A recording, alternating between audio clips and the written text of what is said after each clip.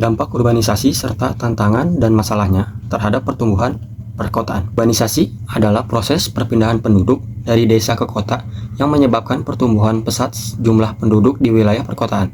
Fenomena ini terjadi secara global dan memiliki dampak besar terhadap pembangunan kota, infrastruktur, dan pola kehidupan masyarakat. Faktor-faktor pendorong urbanisasi yang pertama, peluang kerja yang lebih banyak di kota, terutama di sektor industri, jasa, dan perdagangan. Yang kedua, akses pendidikan yang lebih baik dengan tersedianya berbagai institusi berkualitas. Yang ketiga, layanan kesehatan yang lebih lengkap dan memadai yang menarik minat penduduk desa untuk pindah ke kota. Dampak urbanisasi terhadap pertumbuhan perkotaan. Yang pertama, dampak positif urbanisasi terhadap pertumbuhan perkotaan, yaitu pertumbuhan ekonomi. Bertambahnya tenaga kerja dan aktivitas usaha mempercepat pembangunan kota melalui penciptaan lapangan kerja, peningkatan investasi, dan berkembangnya berbagai sektor ekonomi. Lalu, peningkatan infrastruktur. Urbanisasi mendorong pengembangan fasilitas umum seperti transportasi, pendidikan, kesehatan, dan infrastruktur lainnya untuk meningkatkan kualitas hidup penduduk kota. Lalu, yang terakhir, inovasi dan modernisasi. Kota menjadi pusat kemajuan teknologi dan budaya, ditandai dengan pertumbuhan industri kreatif, digitalisasi layanan, serta munculnya komunitas dan gerakan baru yang memperkaya kehidupan perkotaan. Dampak negatif urbanisasi terhadap pertumbuhan perkotaan yaitu kepadatan penduduk.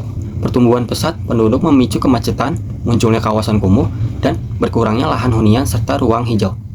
Lalu, tekanan infrastruktur.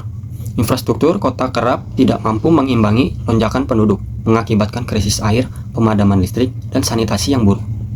Masalah sosial, urbanisasi berlebihan dapat meningkatkan pengangguran, kriminalitas, dan memperlebar kesenjangan sosial ekonomi di perkotaan. Tantangan dan masalah dalam pertumbuhan perkotaan. Yang pertama, infrastruktur dan pelayanan.